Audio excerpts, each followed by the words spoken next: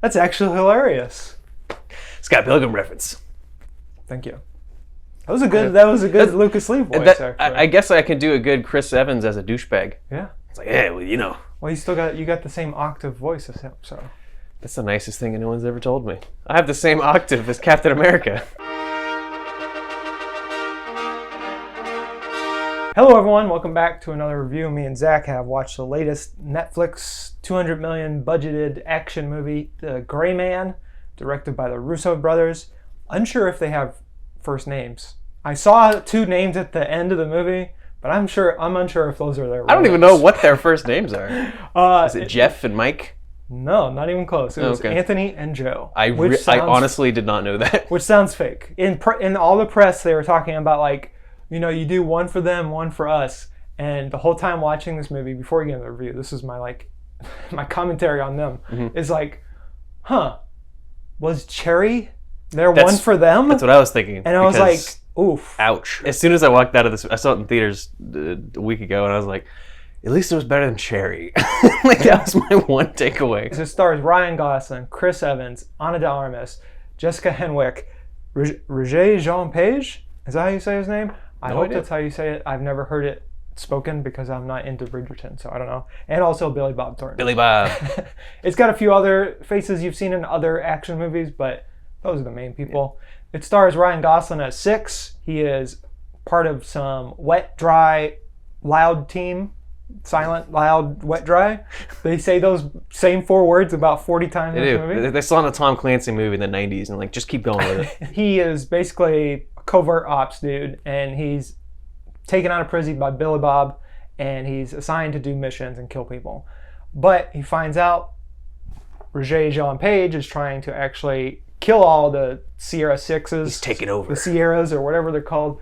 And that's the plot of the movie. And then Lloyd, who's played by Chris Evans with a beautiful mustache. It's pretty nice. Is just chaos, but chaos in an action movie. It's not Joker chaos. It's like it's fun chaos. Yeah. It's like if his mustache was a little longer, he'd be twirling it. This is one of those movies where I wish it was like $100 million cheaper. That's a weird thing to say, but like it feels that it's $200 million, which is fine, I guess. But like it doesn't have like the think of like Face Off or really the first John Wick, where it sticks out because it's almost kind of cheap. It's like it's not cheap, but it has its own heart.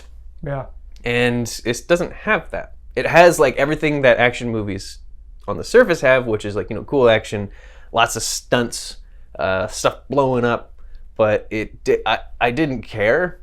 But I was entertained. It's a perfectly fine action movie. That's all you really need in an action movie. People try to want like, oh, it's gotta be amazing like all the other action. The new Top Gun is like, people want that level, and they've been wanting it since like post Endgame. They're like, our action movies have to be great. You know what? No, they don't. We grew up in the 90s. Most of the action movies were terrible. Like you already referenced Face Off. It's bad.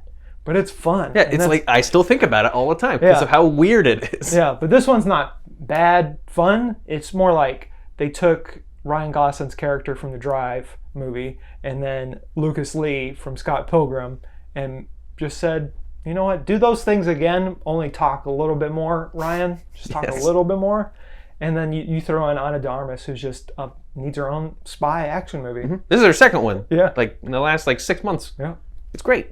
Well, not 6 months, but she's really good at kicking people in the face. Yeah. When the lone wolf guy shows up in the movie, it's like those fight scenes are really, really good. It's like there are good things here. It's just like you said, I don't really care about what's happening. That action scene was really cool, and a lot of the climax, because it's just two people. Whereas like the middle section, there's a part where he's chained to a bench, and then it's like a 30-minute action scene where it's just like everything happening, and that's where I'm like, this is where the budget is. I get it. Yeah, and he's trained to have too much. He's trained to have no emotion, so it kind of looks like he's no selling a lot of what's happening. So, you take and leave it. I mean, like, whatever. Let's get to the rating. Yeah.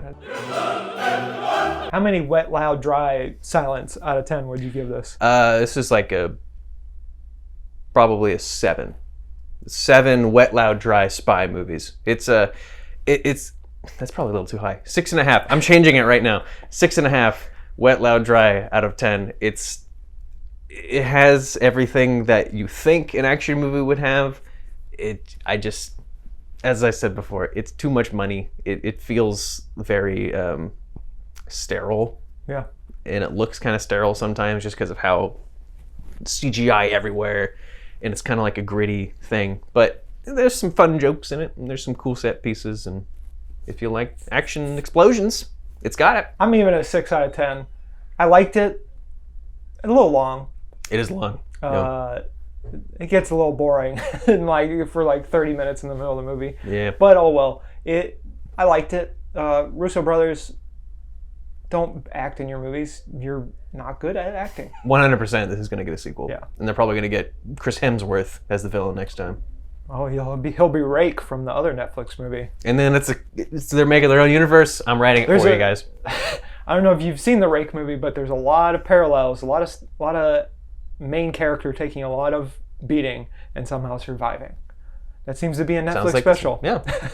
Just beat the crap out of your lead. All right. And here's $200 million.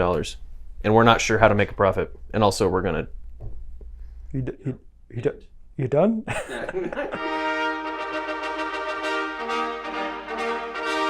Un esercito di